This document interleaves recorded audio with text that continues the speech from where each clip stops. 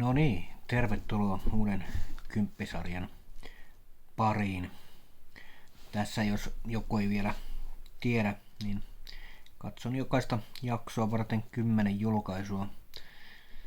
Itse asiassa tässä jaksossa on vain 9 julkaisua, joten tästäkin heti lähdettiin sivuraiteille tästä 10 julkaisun tahdista, mutta nyt on tällä kertaa 9 ja siihen on ihan hyvä syy. Ainakin omasta mielestäni. Joo, eli julkaisuja, jotka on katsomattomien hyllyssä. Ja nämä hyllyt on aika valtavat. Eli niitä on tosi paljon niitä katsomattomia elokuvia. Mä luulen, että tällä hetkellä, jos mun kokoelmissa on noin 3000 elokuvaa, niin katsomattomia on varmasti 1000 verran. Siihen lisää vielä, että paljon on, jotenka näitä jaksoja tulee varmasti hamaa tappiin saakka. Niin nämä on tosiaankin tämmöisiä, mitä mä en ole nähnyt koskaan, tai sitten sitä edellisestä katselukerrasta on sen verran aikaa, että ei ole niinku minkäänlaisia muistikuvia sitten siitä elokuvasta, jotenka se täytyy katsoa uudestaan. Näistä sitten ollaan käyty nämä läpi, niin päätän, että jääkö ne tänne kokoelmaan, koska toden totta mulla on noin 3000 elokuvaa ja kaikki ei sinne mahdu ja kaikkea mä en sinne ota, koska sitten se menee siihen, että ei ole niin en tule katsomaan koskaan enää uudestaan, ja koska näitä elokuvia on niin paljon, niin turhaan mä niitä siellä sitten pidän. Joo. Tää raja, että jääkö hyllyyn vai lähteekö myyntiin, niin se on välillä hiuksen hieno, että viime kuukausi meni tosiaankin kauhun parissa, oli lokakuu, ja nyt aloitin tämän marraskuun sitten vähän kevyemmällä katsottavalla. Ja ensimmäisenä mennään komediaan Dick and Jane. Taalat taskuun Dick and Jane, vai miten toi sitten sanotaan toi. Pysyt pirukut toi, jos toi valot tossa häikää tossa, mutta no, se nyt on mitä on. Taalat taskuun Dick and Jane. Ja tää on vuodelta 2005 ja ohjauksesta vastaa Dean Parisot, joka tunnetaan myös Skifi-komediasta Galaxy Quest vuodelta 1999. Tässähän siirtyy vähän tämmöisen satiirisemman komedian joukkoon, tai kääntyy semmoisen satiirisen komedian puolelle. Tää on komedia kyllä, ja tämä on alagenreltä voisi sanoa, että rikoskomedia. Ja kyllä tämä Dean Parisot tässä tekee ihan hyvän työn. Lopputulos on varsin hyvän tuulinen ja piristävä elokuva. Elokuvan käsikirjoituksesta vastasi Judd Apatow ja Nicholas Stoller, ja täytyy sanoa, että sen kyllä huomaa tästä näin, koska tämä on selvästi 2000-luvun puolivälin komediaa. Ja sitä juuri parhaimmillaan. Ei tämä välttämättä Jim Carrey paras elokuva, mutta tämä on semmoinen, mikä ei ota itteensä turhan vakavasti, että onnistuu samalla jollain tapaa kommentoimaan tätä yhteiskuntaa ja tätä erityisesti ahneutta ja yritysmaailman tätä moraalia, että millään ei ole mitään väliä, kunhan voittoja saadaan yrityksille tehtyä. Tarina lyhykäisyydessä tässä seurataan Jim Carreyn esittämää Dick Harperia ja hänen vaimoaan Janea, jota näyttelee sitten Thea Leoni, joka on aivan ilmiömäisen kaunis nainen kyllä. Ja Tää Dick menettää työnsä suuren yrityksen palveluksessa ja tää yritys sitten romahtaa täydellisesti ja siinä menee kaikki Dickin säästöt sun muut. Ja hän on vaimonsa kanssa sijoittanut tähän firmaan aika ajoin, kun on ollut töissä näitä säästöjä. Nekin menee sitten siinä sen Siljen tien.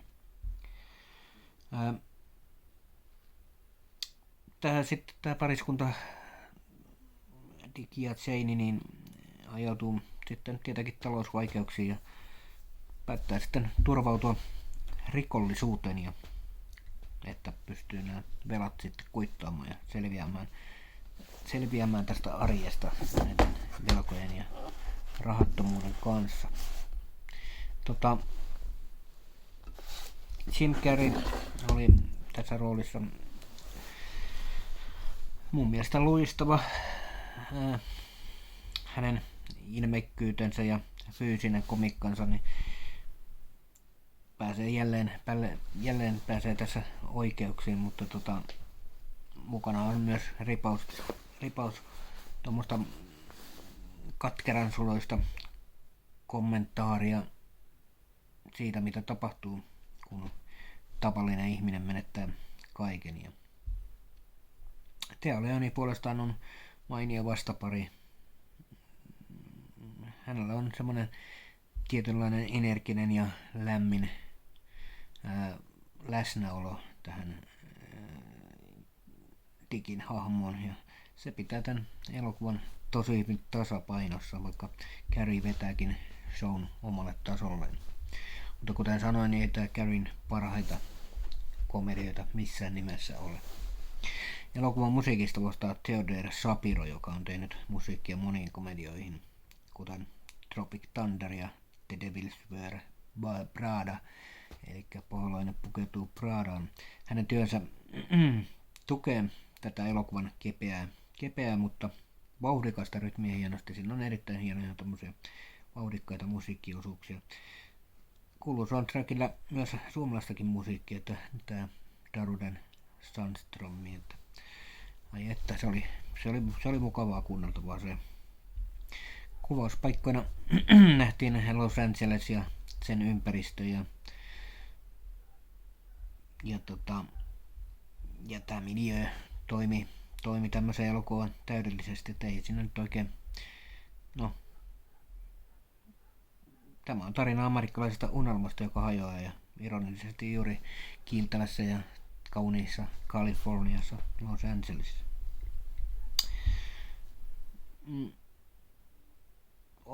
Tää ei ole täydellinen elokuva missään nimessä, eikä semmoista varmaan pysty vaatimaankaan.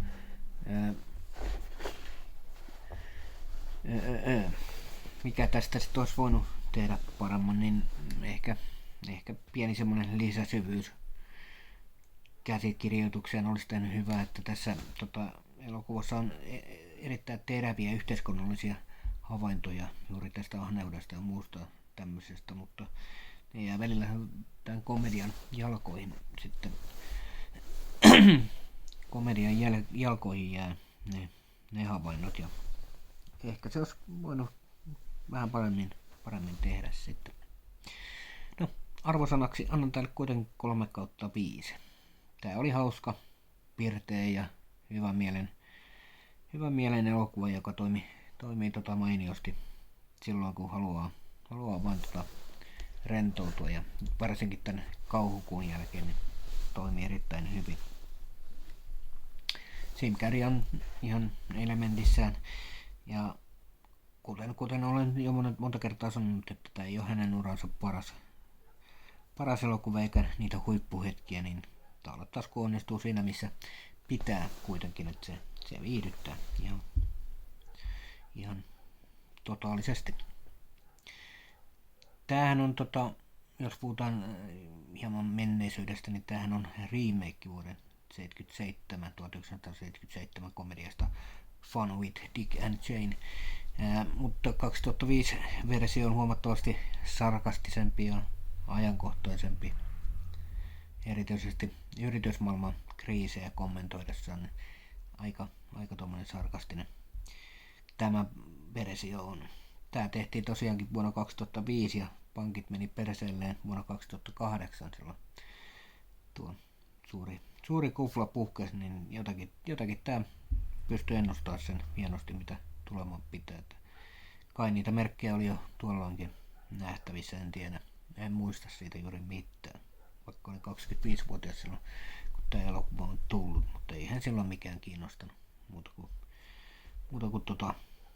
omat asiat. Tää kyllä pysyy hyllyssä. Tuun varmasti joskus katsoa uudestaan, en tiedä koska. Saattaa mennä aikaa, ettei sitä enää muistakaan. Ja näin poispäin. Mitäs sinä? Ootko nähnyt ja mitä tykkäsit ja kerro kommenteissa ihmeessä mitä tykkäsit ja sitten mennään seuraavaan, eiks niin? Joo, seuraavaksi katselin suomalaisen elokuvan, jota voi pitää yhtenä merkkipaaluna ja voikin. Talvisota vuodelta 1989 ja elokuvan on ohjannut Pekka Parikka ja tunnetaan myös hänet draamallisista sota-aiheisista elokuvista, kuten Sissit vuonna 1984 ja myöhemmin The Way to the Star 1990. Talvisota on hänen tunnetuin teoksensa ja yksi 1980-luvun merkittävimpiä kotimaisia elokuvia. Näin uskaltaisin sanoa. Käsikirjoitus perustuu Antti Tuurin samannimiseen romaaniin. Ja tarina seuraa kahta veljestä, Marttia ja Paavoa. Martti ja Paavo Hakalaa, ja jotka lähtee rintamalle sitten Etelä-Pohjanmaalta marraskuussa 1939, ja kun Suomen ja Neuvostoliiton välinen sota syttyy. Elokuva kuvaa realistisesti ja karusti, miten tavalliset miehet joutuvat keskelle pakkasta ja pelkoa ja jatkuvaa epätoivoa, ja miten he yrittävät selviytyä fyysisesti ja myös henkisesti aika mahdottomissa olosuhteissa. Pääosissa nähdään Taneli Mäkelää ja Vesa Vierikkoa, ja he tekevät erittäin hyvät ja tämmöiset vaikuttavat roolisuoritukset niin kuin aina. Varsinkin tämä Mäkelän tämmöinen rauhallinen olemus, ehkä vähän sisäänpäin kääntynyt, niin, ja Vierikko on sitten tämmöinen inhimillinen ja välillä jopa semmoinen lempeä, niin ne tuo hahmoihin sitä syvyyttä ja samaistuttavuutta. Tää ei ole pelkän sodan näyttämistä, vaan elokuva kertoo ihmisyydestä ja siitä, mitä menetämme ja opimme ääriolosuhteissa ja miten ihminen toimii siellä. Visuaalisesti elokuvan kunnianhimoinen, voisi sanoa, erityisesti taistelukohtaukset ovat edelleen vakuuttavia, tosi hyviä mun mielestä, vaikka nyt uudelleen katsottuna muutamat lavasteet ja talviset maisemat, niin ei aina onnistu vakuuttamaan, että jossain kohtauksessa lunta on liian vähän ja se vie tätä niin sanottua uskottavuutta sitten siitä, että kuvataan nimenomaan yhtä kylmimmistä ja rankimmista sodista Suomen historiassa, mutta ei kai siinä voi vaatia sen enempää.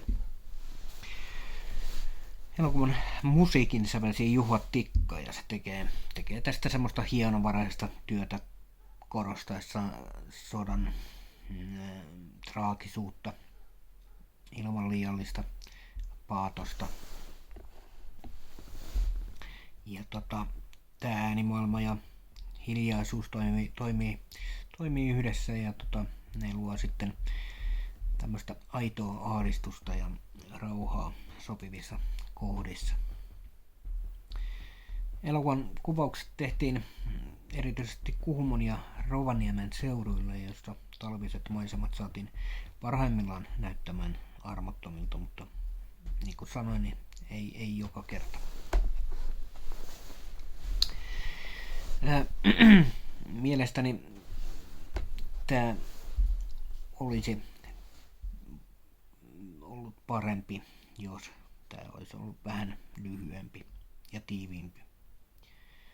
Leikkaus olisi toteutettu vähän tiiviimmin ja paikoitellen elokuva tuntuu hieman venyvän ja lavastuksen nämä pienet epätasaisuudet, niin ne ehkä rikkoo hetkittäin sitä tunnelmaa, mutta kuitenkin ihan passeli sotaelokuva, suomalainen sotaelokuva. Arvosanaksi annan tälle 3/5. Tämä on hyvä ja kunnioitettava kotimainen sotaelokuva ja tämä kestää katsomisen, vaikka ei ehkä aivan yllä saman intensiteettiin kuin esimerkiksi Tuntematon sotilas, mutta silti talvisota on tärkeä osa suomalaista elokuvahistoriaa ja koskettava muistutus siitä, mitä sodassa todella menetettiin silloin Venäjää Neuvostoliittoa vastaan. Muuten tämä talvisotahan oli ilmestyessään Suomen siihen mennessä kallein elokuva ja sen tuotantokustannukset olivat yli 17 miljoonaa markkaa. Meinaan ja iso summa 1980-luvun lopulla ja elokuva palkittiin useilla Jussipatsailla ja sai kansainvälistä huomiota erityisesti realistisen sotakuvauksen ansiosta. Siinä mielessä ihan passeli elokuva.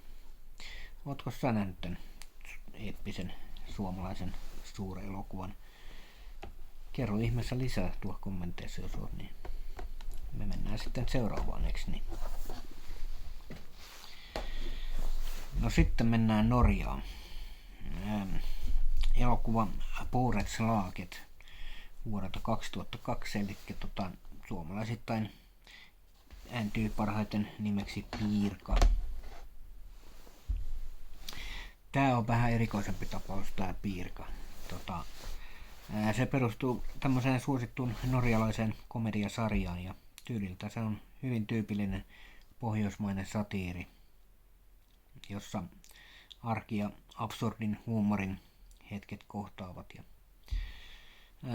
ohjauksesta vastaan Robert Stoltenberg, joka on myös yksi sarjan ja elokuvan keskeisistä näyttelijöistä, eli tämä Piirka.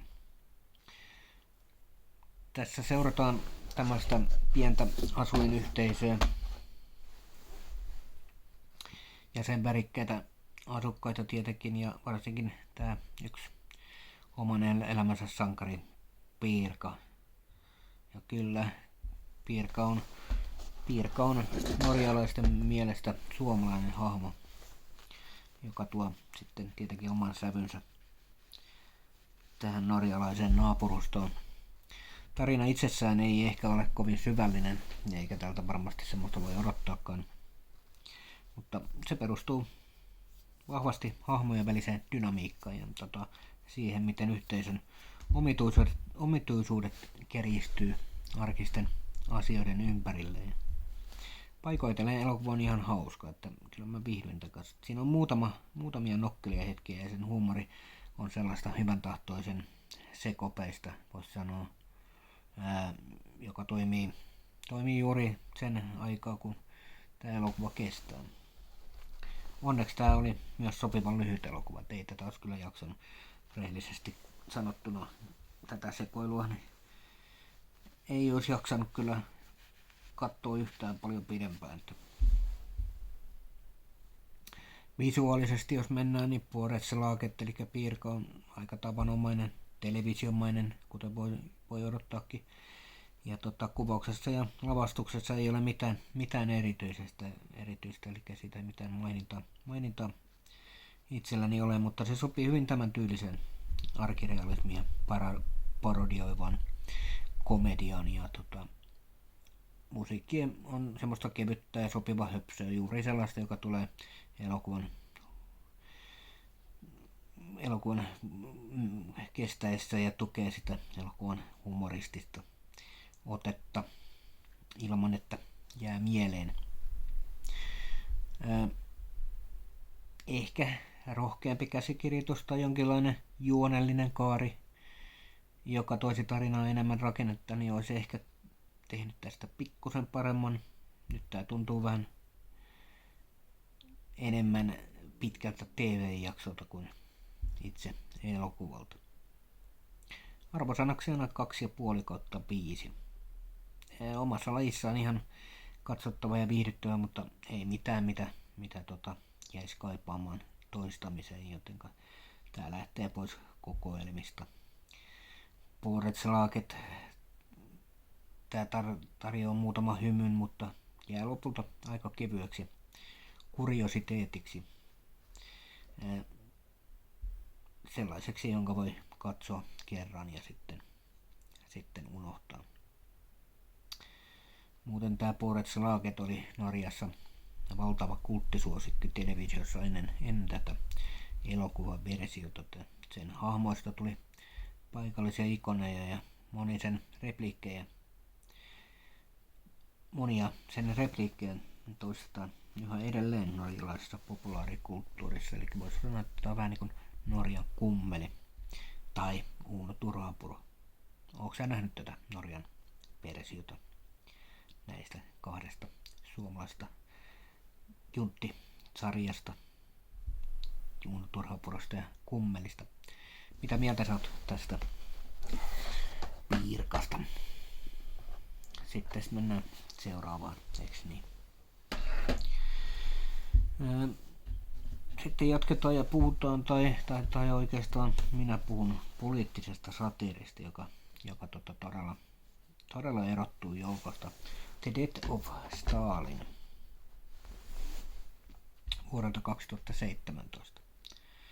Elokuvan ohjannut tämmönen Armando Iannucci, mies, joka tunnetaan terävästä poliittisesta huumoristaan sarjoissa, kuten The Thick of It ja Veep. Tää Armando tuo vähän saman sellaisen, miten se sanoisi, purevan ja absurdin energian myös tähän elokuvaan. Tämä kertoo Neuvostoliiton johdon sekasorusta heti Stalinin kuoleman jälkeen tai jotain muuta sellaista. Elokuva perustuu Fabrien Nyrin ja Thierry Rupinin sarjakuvaromaaniin, eli tämäkin on sarjakuva-elokuva, jota en edes tiennyt.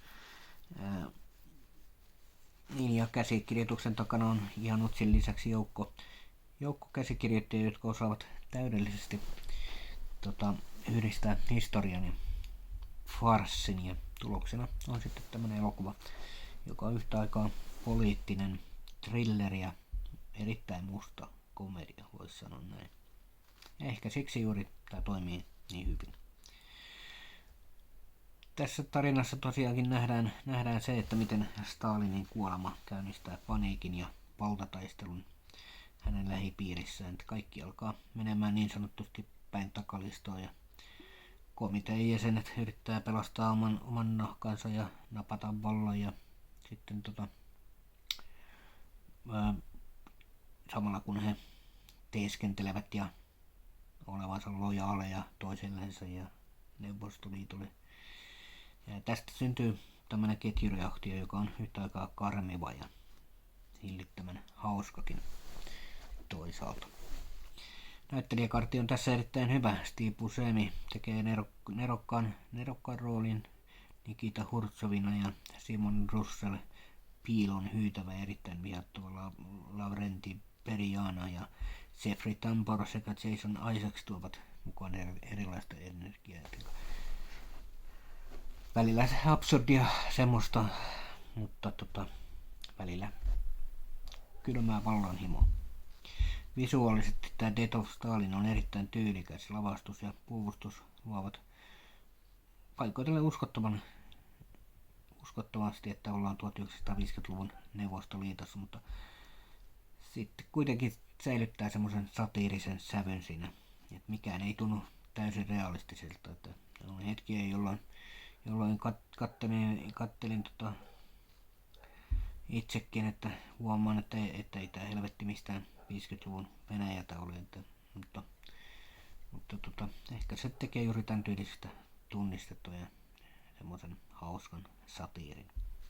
Musiikista vastaa Christopher Willis ja hänen klassinen dramaattinen sävellyksensä luo upean kontrastin elokuvan absurdille huumorille ja se tekee sen kohtauksista vieläkin ironisempia, jos voikaan, niin kun traaginen musiikki soi koomisten tapahtumien taustalla, niin se on yleensä kaikista parasta. Elokuva kuvattiin Lontoossa ja Ukrainassa ja ympäristöt toimivat hienosti historiallisena näyttämänä. No, oliko tämä The Death of Stalin sitten täydellinen? No, ei ollut. Ehkä pieni tiivistys olisi voinut olla paikallaan. Loppupuolella varsinkin rytmi alkaa hieman hyytyä ja osa vitseistä jää vähän niin kuin toistamaan itseään, mutta kokonaisuutena tämä on ihan erittäin nokkela, jopa yllättävän terävä komedia. Tämä tekee historian tapahtumista aidosti viihdyttäviä ja siitä täytyy nostaa kyllä hattua. Arvosanaksi annan tälle 3/5. Ihan hyvä ja omaperäinen satiiri. Tämä Death of Stalin ei ehkä naurata ääneen joka kohdassa, mutta se pistää ajattelemaan, ja sen tämmönen musta huumori puree yllättävän kovaa. Muuten me ei tule varmaan yllätyksenä, että elokuva oli kielletty esitettäväksi Venäjälle, koska se kuvattiin Neuvostoliittoa ja sen johtajia loukkaavaksi, mikä kertoo ehkä enemmän sen osuvuudesta kuin mistään muusta. Näin voisi kuvitella. Kyllä mä tän sanotaan katsoin joskus uudelleen, joten hyllyyn tääkin jää. Onko sä nähnyt tämän ja kerrot tietenkin lisää. Ja sitten mennään seuraavaan, eikö niin? Tälle kymppisarjalle onkin tullut aika hyviä elokuvia. Ja mielestäni ainakin hyviä elokuvia. Koska seuraavana on elokuva, joka ei ainoastaan kerro historiasta.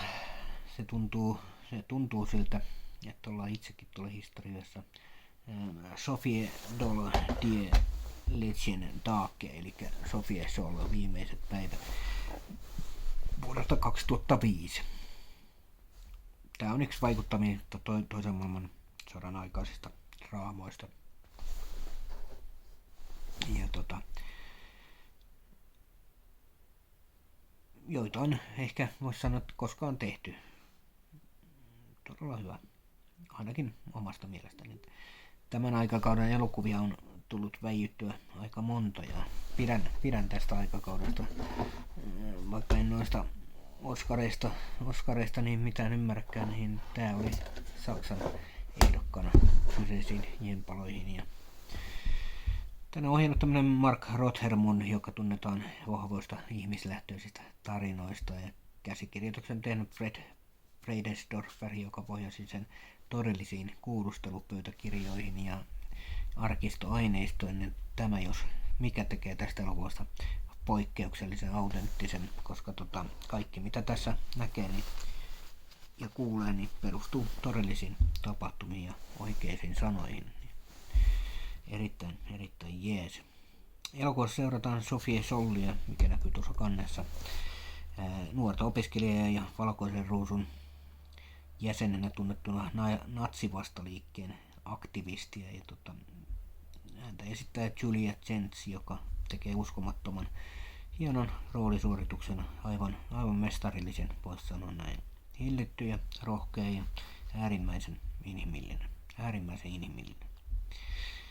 hänen kasvonsa kertoo enemmän kuin moni monologia. Se on erittäin kova. Jens voitti myös roolistaan Berlinalen parhaan näyttelijättären palkinnon sekä mielestäni Eurooppa-filmi Awards vai mitkä ne on, niin parhaan naispääosan palkinnot. Eikä todellakaan suotta.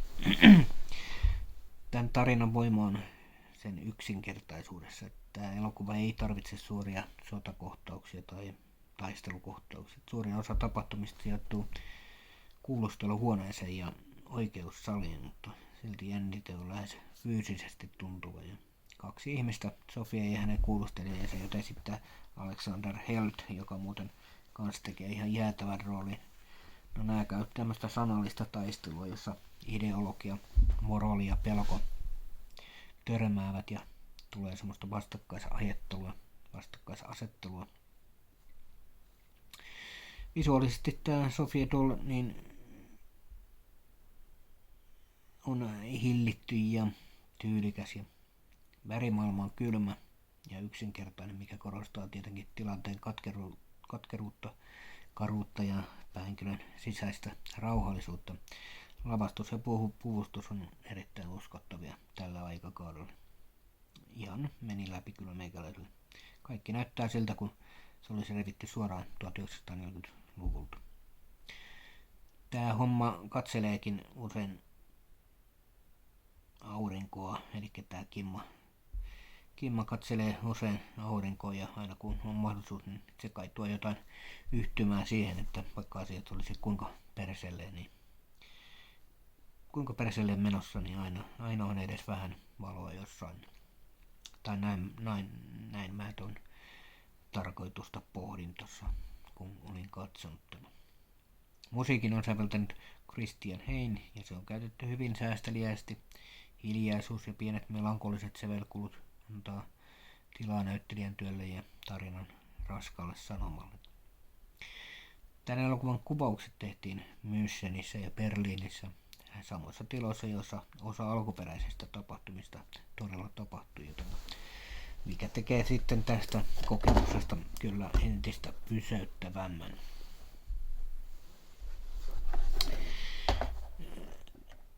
Mikä tästä olisi sitten voinut tehdä parhaimman?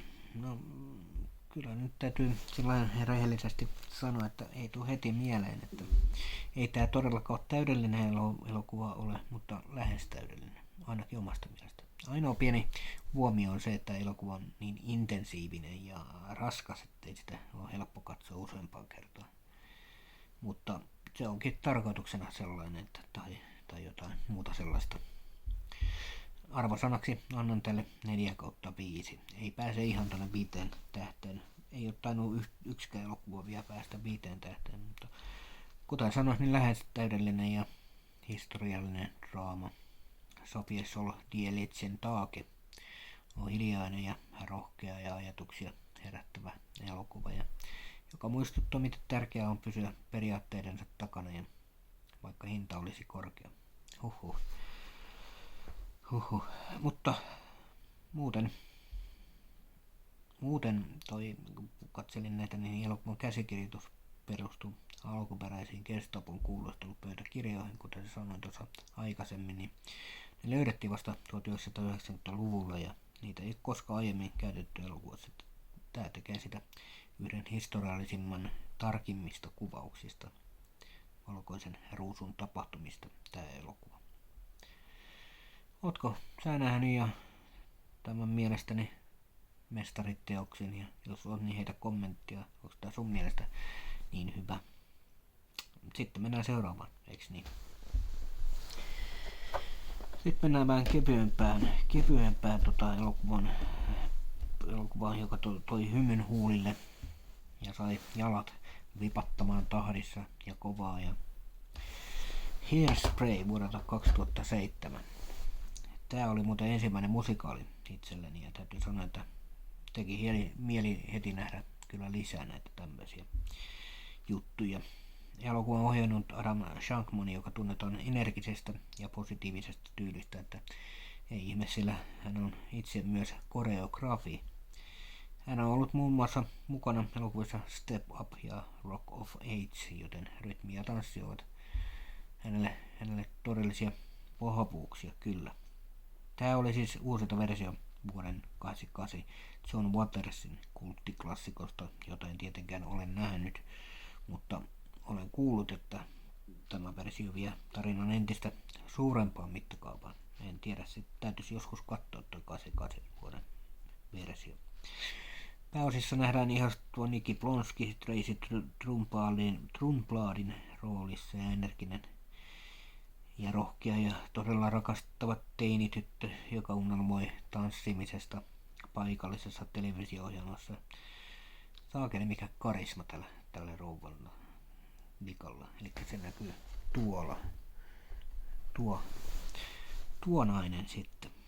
Mukana on myös todellinen tähtikaarti. John Travolta on Tracyn äitinä, mikä on erittäin kummallista. Hänen nimensä on Edna. Aivan järkky rooli myös John Travoltalta. Michelle Pfeiffer on pahismainen tuottaja. Tämä täällä. Velma von Tusle. Ja oli taas niin kaunis, että Mikkeli sentään. Queen Latifah on myös mukana. Sitä on se tossa jo ollut tuossa keskellä. Hän esittää tämmöistä lämmintä Mabel Morton ja sitten Zac Efron tuolla charmanttina sydänten morskaina. Ja kaikki näyttelijät selvästi nautti tekemistä ja se tarttuu myös katsojaan kyllä ehdottomasti.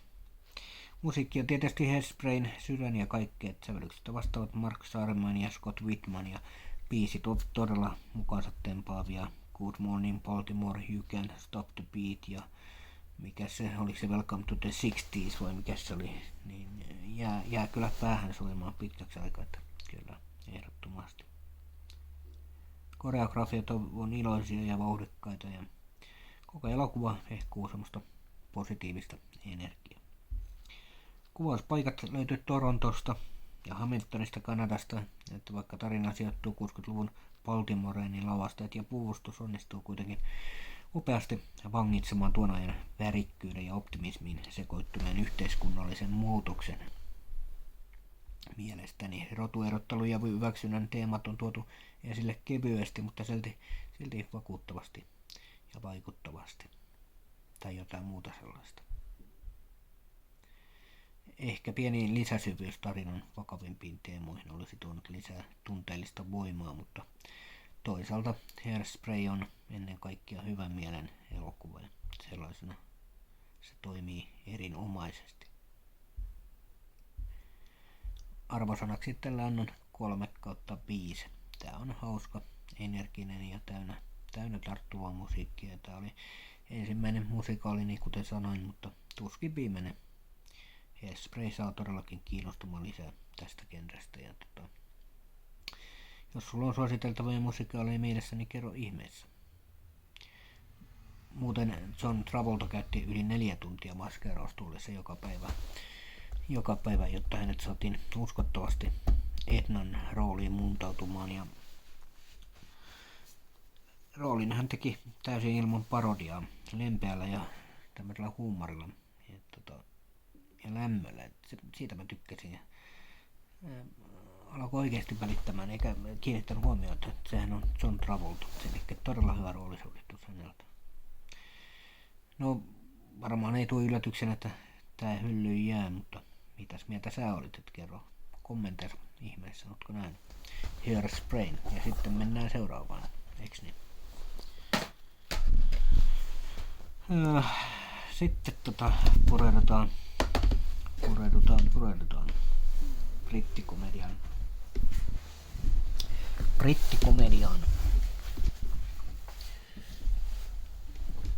Tämmöiseen rämäpäiseen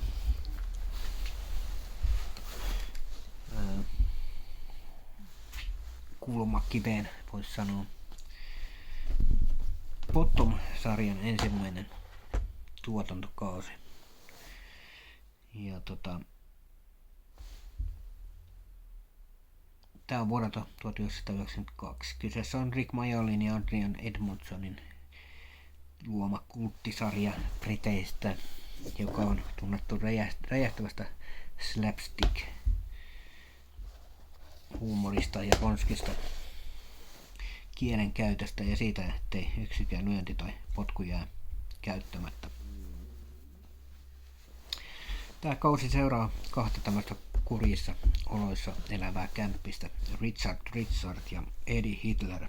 On meinaan äijillä nimillä paiskattu äijiä saataneet. No, näiden elämää on sitten tämmöistä loputonta sähläystä ja kömpelöitä juonia ja epätoivoisia yrityksiä päästä naimaan ja paneen ja muutenkin edetä elämässä. Ja ennen kaikkea se on semmoista räävitöntä fysiikkaa. Fyysistä komiikkaa. Tämä. Ja kyllä välillä tämä brittiläinen huumori osuu napakasti ja sarjan parhaat hetket ovat edelleen aidosti hauskoja ja absurdioissaan virkistäviä. Tuon ajan jutut eivät ole kyllä menneet enää tänä päivänä läpi missään nimessä, että oli sen verran karua huumoria kaiken maailman vähemmistöistä tai jostain muusta sellaisesta, niin toisinaan meno oli kuitenkin menee niin yli, että jopa tämä komedian ystävä huomaa vain nyökkäämästä, juu, tätä taitaa ollakin. Tyylillä on kaikessa kaoottisuudessaan hyvin oma ja varmasti siksi se on niin monelle rakas tämä Bottom. Silti kokonaisuudessaan tämä jäi vähän ristiriitainen, ainakin itseltä jäi semmoinen ristiriitainen fiilis, että se oli viihdyttävä, mutta ei välttämättä sellainen, joka pariin haluaisi erikseen palata. Ehkä jos tuotantokaudet sattuvat joskus, nämä muut kaudet, mä en tiedä onko tätä 4 kautta tehty, niin jos joskus eteen, niin ne voi katsoa, mutta en mä niitä lähde mitenkään aktiivisesti metsästämään tai etsimään mistään tai ostamaan sellainen. Huutu.netistä ne varmasti saisi. Arvosanaksi tälle ensimmäiselle kaudelle 2,5/5. Tää keskitasoa parempaa rymykomediaa tietyissä kohtauksissa, mutta kokonaisuutena ei täysin nappaa mukaansa. Kyllä tämä ensikosketus Bottomina oli ihan viihdyttyä, mutta ei kuitenkaan mitkään mieleenpainuva juttu sitten tämäkään. Sitten mennään seuraavaan, eikö niin? Sitten on vuorossa todellinen komedia-kulttiklassikko Walk Hard, The Dewey Cox Story.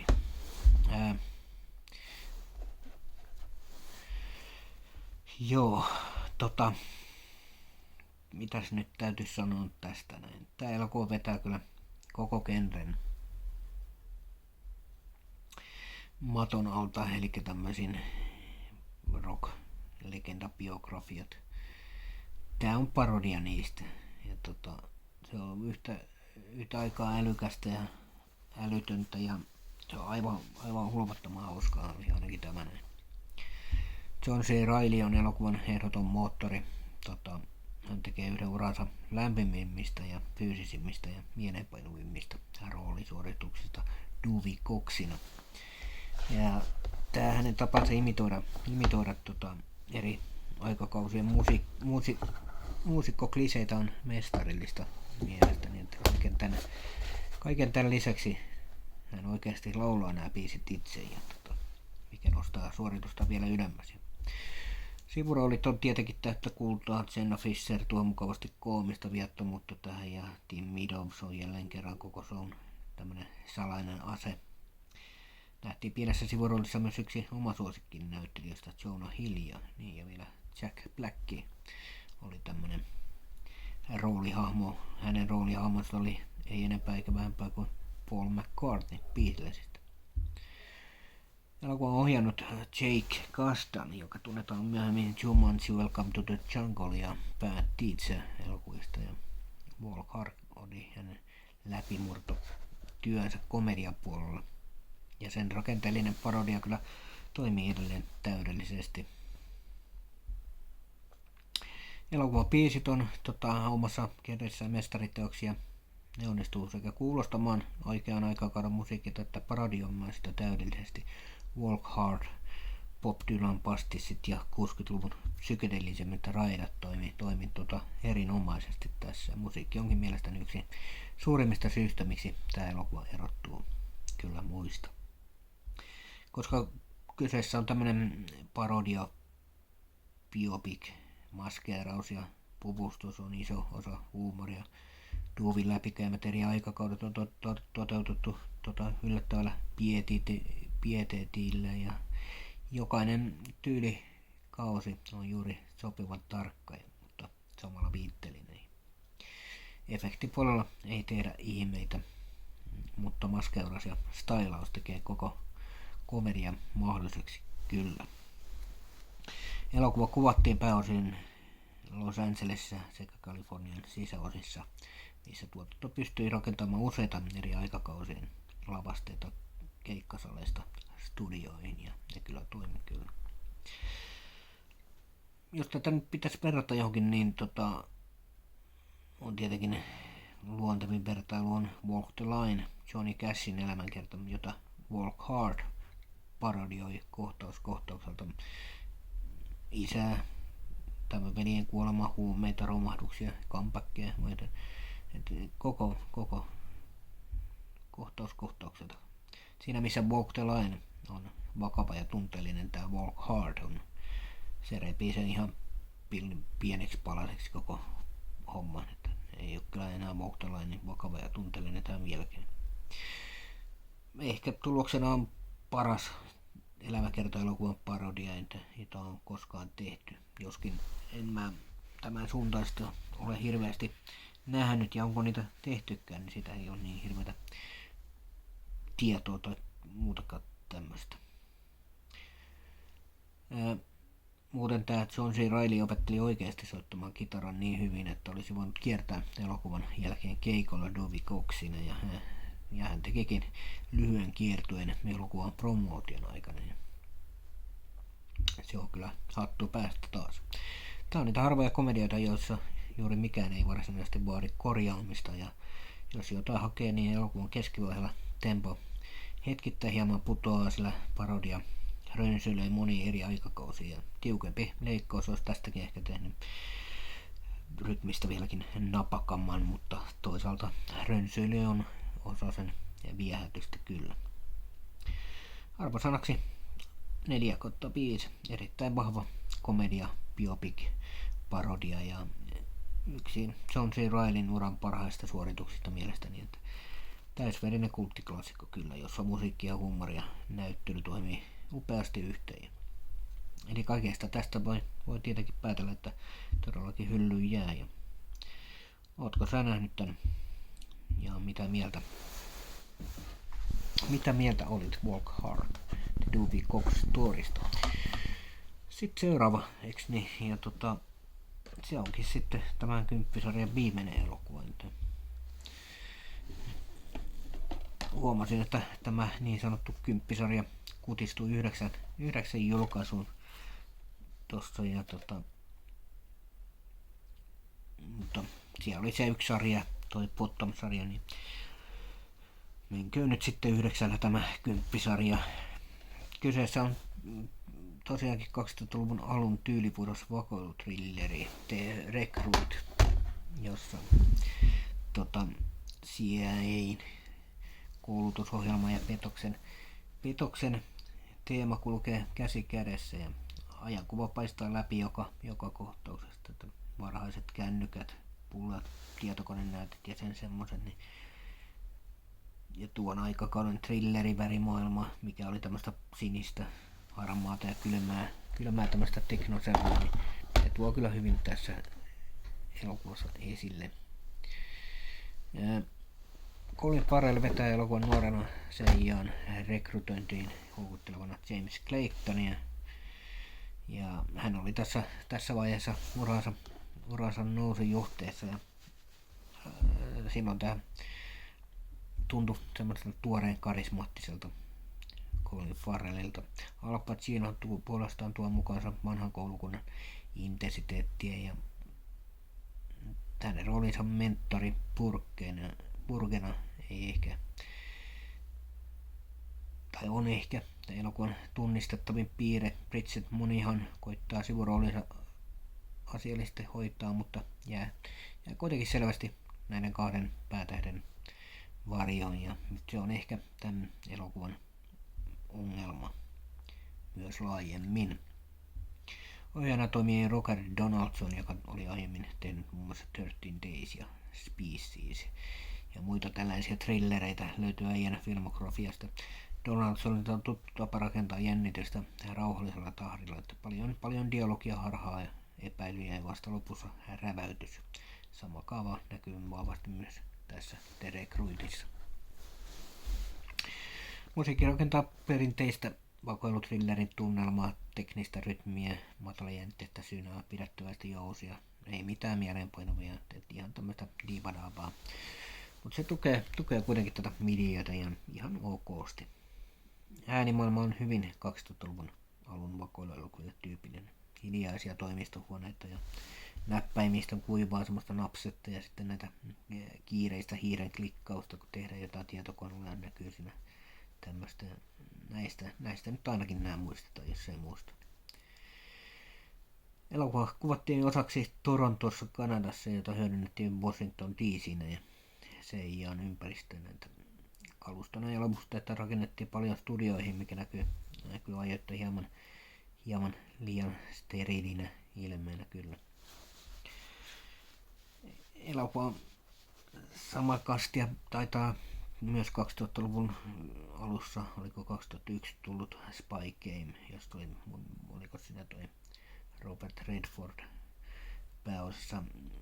Ilmestynyt pari vuotta aikaisemmin kuin tämä, että käsittelee hyvin samantyyppisiä mentorin ja oppilaan välisiä jännitteitä. Mutta kyllä täytyy sanoa, että Spy Game on kuitenkin tyylikkäämpi ja monisyisempi ja jännittävämpikin kuin tämä Recruitti. Tämä jää sen rinnalla aika pliisuksi.